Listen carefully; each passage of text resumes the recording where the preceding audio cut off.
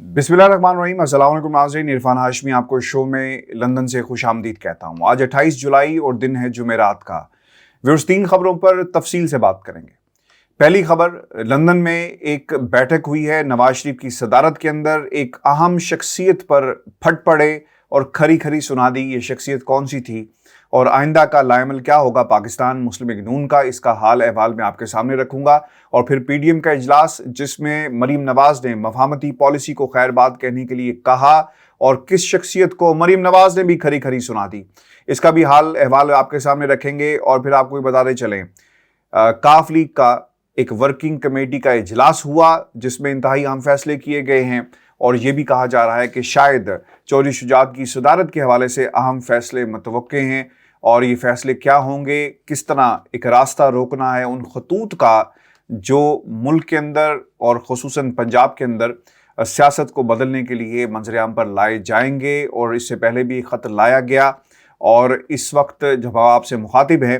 Shahbaz speed की मुलाकात हुई है चौधरी शुजात के साथ और उस घर में क्या होता रहा, ये भी हाल अहवाल मैं आपके साथ शेयर करूंगा। लेकिन व्यूअर्स, प्रोग्राम में आगे बढ़ने से पहले आपको बताते चलें, हम रोजाना मेरे जैसे कई सहाफ़ी अपने अपने प्लेटफॉर्म से बैठकर सियासतदानों को बुरा भला कहते हैं, उनको सर्टिफिकेट दे देते हैं कि कौन अच्छा है कौन बुरा है, यानी करेक्टर सर्टिफिकेट जारी करते हैं। पाकिस्तान की आवाम जिसके वोट से ही सियासतदान बनते हैं, हम उनको अक्सर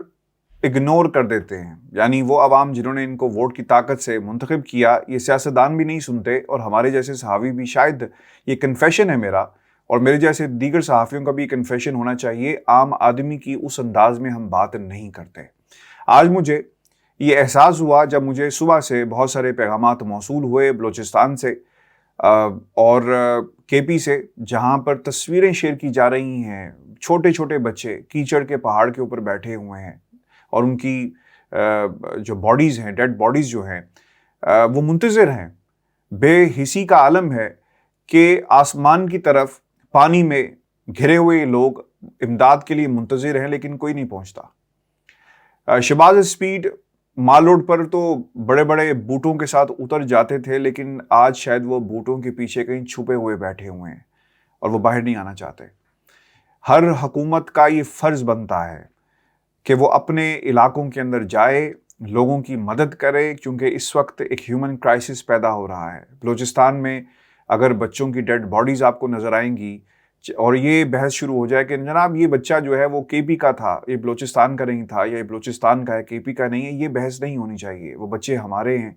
और इस मुल्क की आवाम की वजह से ही सियासतदान हैं, हम सब हैं। अगर हमने उन्हें ही इग्नोर कर दिया तो शायद पाकिस्तान के अंदर मुख्तलिफ़ किस्म के नारे बुलंद होंगे और आवाम के सब्र को खुदारा आप उनकी कमज़ोरी मत समझें। अगर ये सब्र लबरेज़ हो गया, पैमाना लबरेज़ हो गया, तो शायद फिर कोई नहीं बचेगा। मेरी तमाम दोस्तों से दरख्वास्त है कि अपने अपने प्लेटफॉर्म के ऊपर बलूचिस्तान की आवाज़ उठाएं, सैलाब ज़दगान की आवाज़ उठाएं, केपी में जो कुछ हुआ उसकी आवाज़ उठाएं और इसे किसी सूबे तक महदूद मत करें। जहाँ पर मदद की ज़रूरत है उसकी आवाज़ में अपनी आवाज़ को ज़रूर शामिल करें। व्यूअर्स, आपको बताते चलें, लंदन में हमने आप तक जितनी भी खबरें पहुँचाई नून लीग के हवाले से, वो एक एक करके सारी की सारी वक्त जो है उन्हें सच साबित कर रहा है। मैंने आपसे ये खबर शेयर की थी कि इसहाक डार साहब पाकिस्तान नहीं जाएंगे। आज ज़राए से खबरें चलाई जा रही हैं, डील नहीं हुई। बुनियादी वजह यही है। अब तो ये बच्चे बच्चे को पता चल गया कि डील क्यों नहीं हो रही। डील इसलिए नहीं हो रही क्योंकि कुछ ताकतें ये चाहती हैं कि अच्छा ही हुआ है, बला टली। और नून लीग को, जिस तरह सियासत से नवाज शरीफ को जिन्होंने एक्सेस दिया, एक सेफ एग्जिट दिया कि आप चले जाएं और वापस पलट कर मत देखिएगा, ये कॉन्टीन्यूटी थी उन ताकतों की तरफ से जो पाकिस्तान के अंदर चाहती हैं कि उनका अपना एक कंट्रोल हो सियासी जमातों के ऊपर। अब इस पूरी सूरत हाल में जहाँ पर इमरान खान नहीं संभाला जाता और उसकी पार्टी को नहीं संभाल सकते, तो नवाज शरीफ साहब आ गए तो शायद फिर उनके लिए हालात मुश्किल हो जाएंगे। इसीलिए डील नहीं हुई, हाथ खड़े कर दिए गए थे। मैंने आपको बहुत पहले खबर दे दी थी कि डील नहीं हो रही, हाथ खड़े कर दिए गए हैं, इसीलिए इसहाक डार साहब अब पाकिस्तान नहीं जा रहे। दूसरी खबर व्यूअर्स ये है कि नवाज शरीफ साहब की वो उम्र जो इस वक्त विकिपीडिया पर पड़ी है, गूगल आप करें तो वो उम्र बनती है 73 साल। اب 73 سال کا شخص، میری آج کچھ لوگوں سے بات ہوئی، وہ یہ کہتے ہیں کہ وہ کس طرح سوچیں گے کہ دوبارہ پاکستان جیل میں جائے.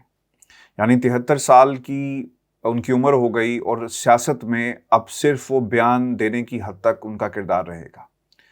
اور نواز شریف صاحب بھی چاہتے ہیں کہ ایک سموتھ ٹرانزیشن ہو سکے، ان سے یہ جماعت، ان کی پارٹی جو ہے وہ ان کی بیٹی کو منتقل ہو، وہ تمام اثر و رسوخ جو ان کا تھا پارٹی کے اندر وہ کسی طرح مریم کو منتقل ہو سکے، اور اس کے لیے کوششیں کی جا رہی ہیں. اور یاد رکھیے گا، نواز شریف صاحب کبھی بھی پاکستان نہیں جائیں گے جب تک ان کی ڈیل ہو نہیں جاتی. ڈیل کر کے آئے تھے، ڈیل کر کے واپس جائیں گے، اور ڈیل کے حالات ہمیں کوئی نظر نہیں آ رہے. جاوید لطیف صاحب جتنا مرضی شور مچائیں، وہ کہتے رہیں کہ جناب نواز شریف کے کیسز کو معاف کیا جائے، سزاؤں کو معطل کیا جائے، اور اگر ایسا نہیں کیا گیا تو نواز شریف صاحب پاکستان واپس آ جائیں گے. یعنی یہ بھی حیرت کی بات ہے کہ پاکستان آنے کی جو وجہ بتائی جا رہی ہے کہ اگر تم نے کیسز معاف نہ کیے تو ہم پھر پاکستان واپس آ جائیں گے. اور یہ جو پیغام ہے وہ پاکستان کے طاقتور حلقوں کو دیا جا رہا ہے، کچھ اور لوگوں کو بھی دیا جا رہا ہے. وہ کیوں دیا جا رہا ہے کہ آپ نے کہا تھا کہ ٹھیک ہے ایگزٹ ہم تمہیں دے دیتے ہیں اور سیاست سے دور رہنا، یعنی وہی کام جو مشرف کے ٹائم میں کیا گیا آج بھی وہی کام ان سے کروایا گیا کہ آپ ٹھیک ہے ملک سے جانا چاہتے ہیں، سیاست میں آپ کا عمل دخل نہیں ہوگا. اور اس کردار کو جو نواز شریف کا ہے پاکستان کی سیاست میں، اسے ایلیمنیٹ کیا گیا. یعنی دبے الفاظ میں اور شوگر کوٹڈ الفاظ کے اندر جو جاوید لطیف صاحب جو بات کر رہے ہیں اس کا مطلب یہ ہے. لیکن ایک پیغام نواز شریف کو دیا گیا ہے، وہ بڑا امپورٹنٹ ہے. نواز شریف کو بتا دیا گیا ہے پارٹی کے اندر کے لوگوں کی طرف سے کہ اگر آپ نے پاکستان آنے کی غلطی کی، چونکہ آپ یہ پیغامات تو دلوا رہے ہیں، تو یاد رکھیے گا عمران خان کے ہاتھ میں ایک اور بیانیہ لگ جائے گا. آپ جس طرح ہی اسلام آباد ایئرپورٹ پر لینڈ کریں گے تو پھر آپ سے پوچھا جائے گا، کہا جائے گا کہ جناب اس کو گرفتار کریں. عمران خان صاحب پاکستان کی سڑکوں پر ہوں گے، اور ایک اور بیانیہ ان کے ہاتھ ایسے لگے گا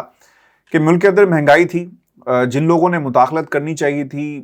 جب مراسل آیا انہوں نے مداخلت نہیں کی، ڈاکوؤں کو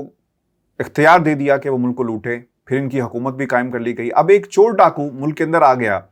آپ کو اسے گرفتار کرنا چاہیے، لیکن پاکستان کے ادارے اسے تحفظ فراہم کر رہے ہیں. اور پھر عمران خان کا یہ بیانیہ عام ہو جائے گا اور پاکستان کی عوام جو ہے اسے مزید بڑے پیمانے پر اڈاپٹ کر لے گی.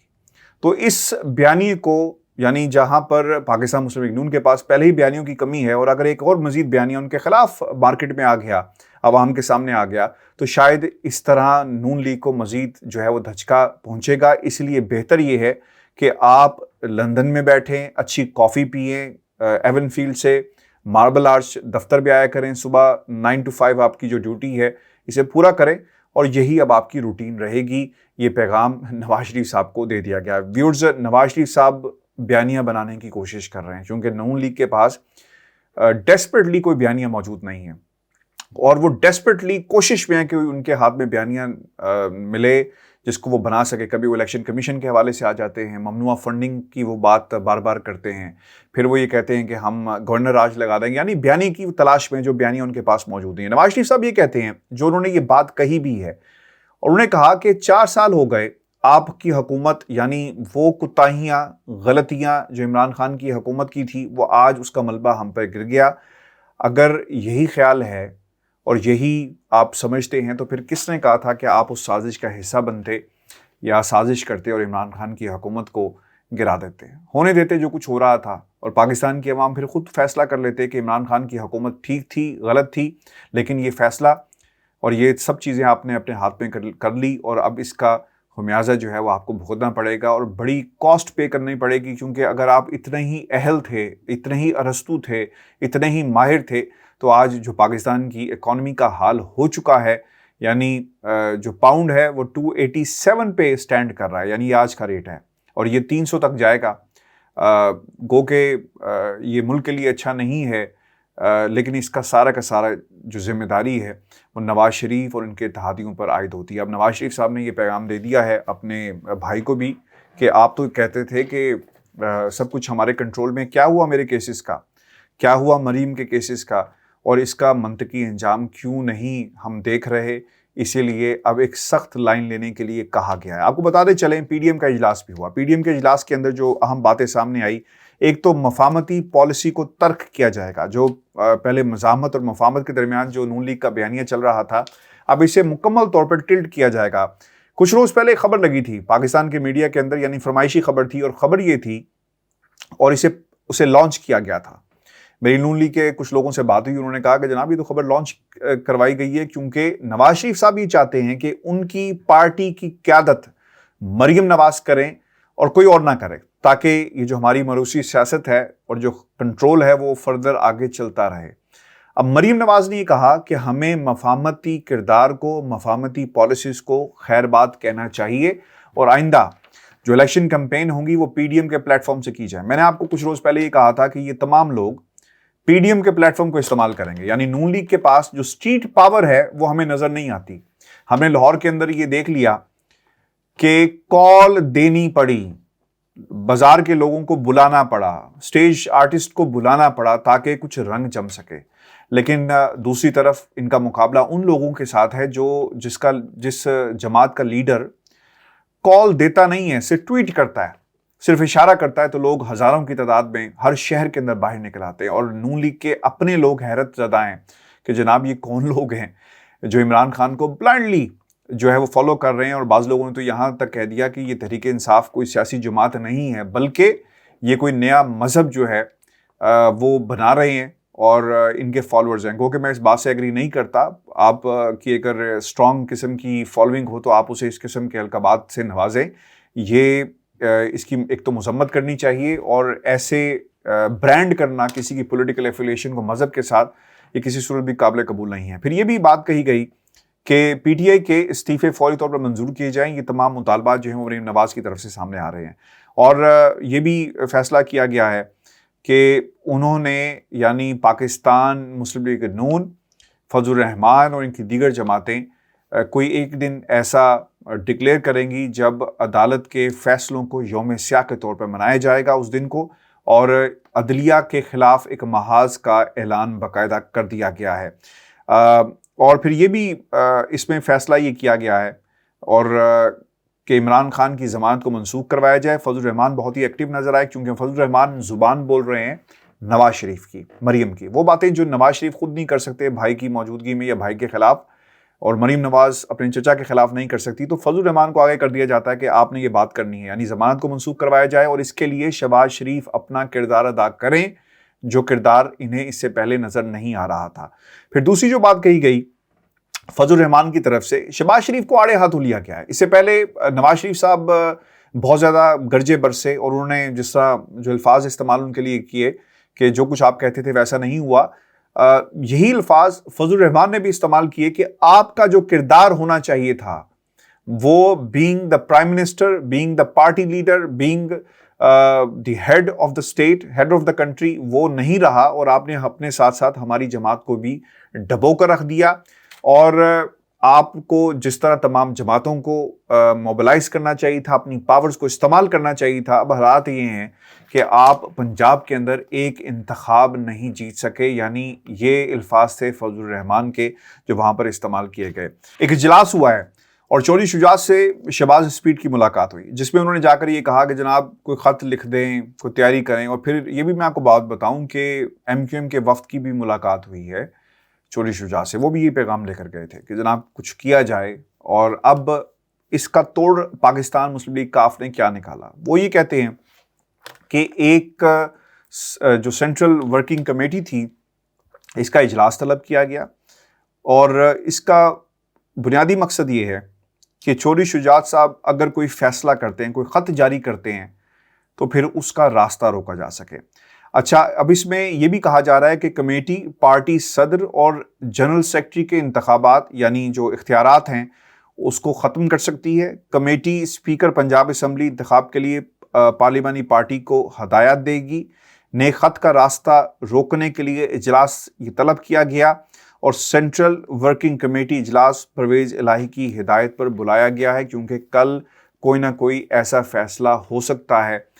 جس کو بعد میں استعمال کیا جا سکے الیکشن کمیشن کے اندر اور دیگر پلیٹ فارم میں جہاں پر بھی اس کا راستہ روکنا ہے۔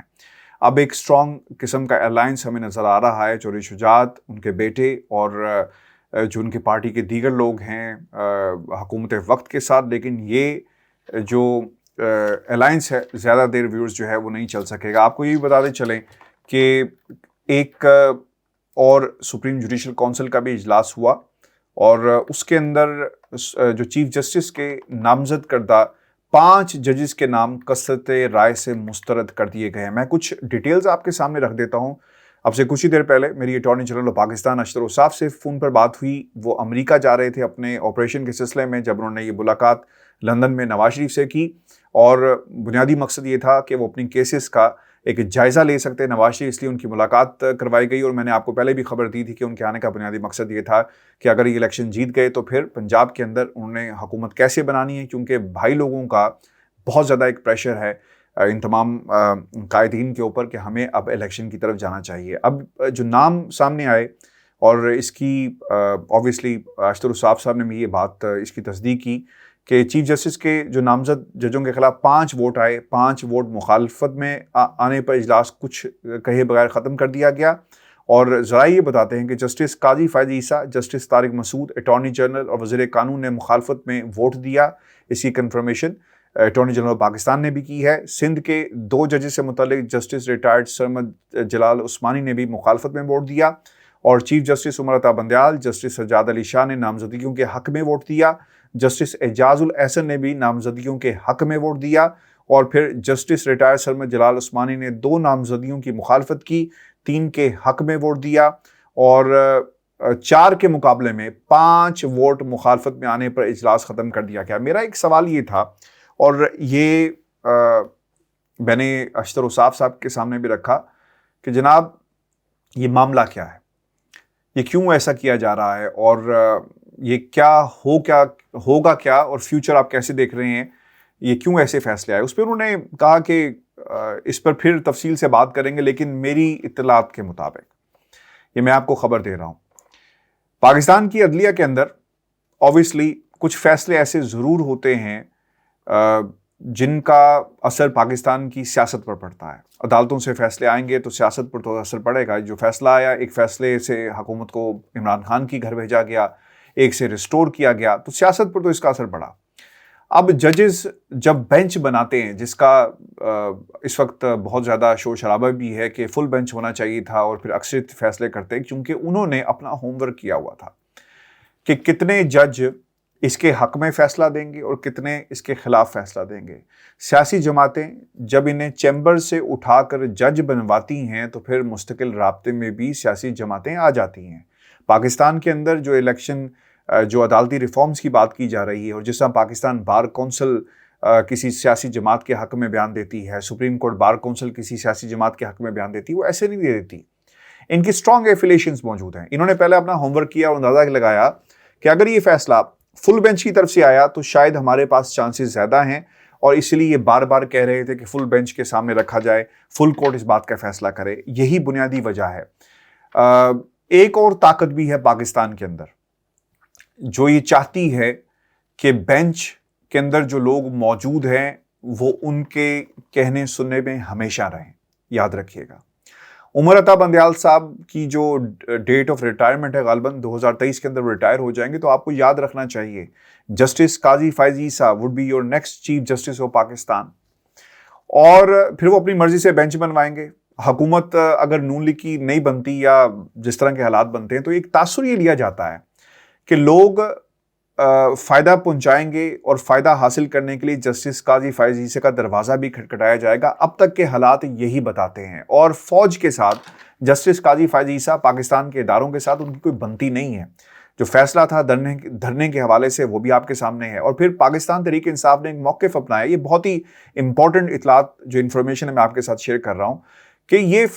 یہ ریفرنس بھیجنے کا فیصلہ ہمارا نہیں تھا، یعنی پاکستان کے طاقتور حلقوں نے کہا وہ یہ کہنا یہ چاہ رہے ہیں اور ہم نے ریفرنس فائل کر دیا۔ اب یہ غلطی تھی، فاروق نسیم کا بھی اس پہ بیان آ گیا، سب باتیں ریکارڈ کے اوپر موجود ہیں۔ کل کو جب جسٹس قاضی فائز عیسیٰ ملک کے چیف جسٹس بن جائیں گے اور پھر جہاں سے فیصلے آئیں گے وہ کس کے لیے خطرہ ثابت ہوں گے، یہ سوچنے والی بات ہے۔ وہ پاکستان کے طاقتور حلقوں کے لیے بھی خطرہ ثابت ہو سکتے ہیں، وہ کسی ایک جماعت کے لیے بھی خطرہ ثابت ہو سکتے ہیں، کیونکہ میں نے جسٹس قاضی فائز عیسیٰ کو اس کیس کو سنا جس میں وہ ریمارکس دے رہے تھے اور کیا کہہ رہے تھے کہ آپ نے ملک کو چھاؤنی بنایا ہوا ہے، یعنی ایک جہاں سے آپ جائیں پولیس موجود ہے، اور پھر ان کے بہت سارے ایسے اقدامات ایسے تھے جو عمران خان کے حوالے سے، اور پھر عمران خان کی جس طرح کریکٹر اسیسینیشن کی گئی مختلف کیسز کے اندر، میں ہی سمجھتا ہوں کہ پھر جب فیصلے 1 سال بعد آئیں گے تو شاید کسی ایک جماعت کو اس کا فائدہ ہوگا۔ تو ججز کس کے کتنے ہوں گے، پاکستان کے طاقتور حلقے بھی پورا زور لگا رہے ہیں، اور پھر کچھ سیاسی جماعتیں بھی اپنا پورا زور لگا رہی ہیں۔ یعنی دیکھیں، اٹارنی جنرل آف پاکستان کا ووٹ، پھر اس کے ساتھ ساتھ جسٹس قاضی فائز عیسیٰ کا ووٹ، جسٹس طارق مسعود کا ووٹ، وزیر قانون نے مخالفت کر دی، پھر ایک اور صاحب تھے جنہوں نے اس کی مخالفت کی۔ تو اس کا مطلب یہ ہوا کہ 5 جو شخصیات جنہوں نے مخالفت کی ہے وہ کسی نہ کسی حلقے کو ریپرزینٹ کرتی ہیں، کسی نہ کسی قبیلے کو ریپرزینٹ کرتی ہیں۔ اب بعض لوگ کہیں گے جی آپ نے تو ایکیوز کیا ہے، یہ دس از ایکیوزیشن کہ جسٹس قاضی فائز عیسیٰ کا تعلق پاکستان مسلم لیگ سے ہے یا ان کے فیور کرتے ہیں۔ میں نہیں یہ کہہ رہا، حالات و واقعات یہ کہہ رہے ہیں۔ وہ صحافی جن پر حملہ ہوا، ان کی اہلیہ ان کے گھر گئی، جسٹس قاضی فائز عیسیٰ کی ایک سپورٹ پائی جاتی ہے، نون لیگ اور مریم نواز نے ہمیشہ سپورٹ کیا۔ تو یہ تمام چیزیں اتنی سادہ نہیں ہیں، ایک زور لگایا جا رہا ہے، ایک رساکشی ہم دیکھ رہے ہیں کہ کس کے کتنے جج ہوں گے اور کس طرح لوگوں کو، یعنی سمپل رول یہ ہونا چاہیے کہ آپ پہلے اس کا تعین کریں کہ ایگزام سے آنا ہے، عمر کیا ہوگی، یعنی ڈائریکٹ چیمبر سے آپ لوگوں کو اٹھا کر جب عدالتوں میں جج بنا دیں گے اور وہ کسی نہ کسی کے تو ساتھ کھڑے ہوں گے، تو I think this is some thing which is alarming for the legal system and the justice system of Pakistan. یہی وجہ ہے کہ جب فیصلے نہیں آتے، صحیح درست فیصلے نہیں آتے، تشریح نہیں کی جاتی، تو اس کا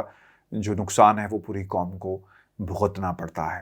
ویورز، یہ ہمارا آج کا شو تھا۔ اپنے کمنٹس ضرور بھیجیے گا، چینل کو ضرور سبسکرائب کریں، اور جاتے جاتے میری ریکویسٹ ہے، بلوچستان، KP جہاں بھی سیلاب اس وقت آیا ہوا ہے، اپنی آواز ضرور بلند کریں، حکومت وقت کو ہلائیں۔ جس صوبے کی حکومت ہے اس کو کچھ نہ کچھ کرنا چاہیے، کیونکہ یہ پکچر جو شیئر کی جا رہی ہیں، یعنی کیچڑ میں لت پت جو ڈیڈ باڈیز ہیں ان کی پکچر شیئر کرنا، میرا خیال ہے کہ انسانیت جو ہے وہ ایسا لگتا ہے کہ شاید سو گئی ہے، اسے جگانا بہت ہی ضروری ہے۔ جس طرح آپ نے اس ملک کی اداروں کے حوالے سے بات کی، جس طرح آپ نے حکومت وقت کے خلاف بات کی، اب یہ بھی وقت آ گیا کہ آپ ان بچوں کے لیے اپنی آواز کو بلند کریں۔ اجازت دیجیے، اللہ نگہبان۔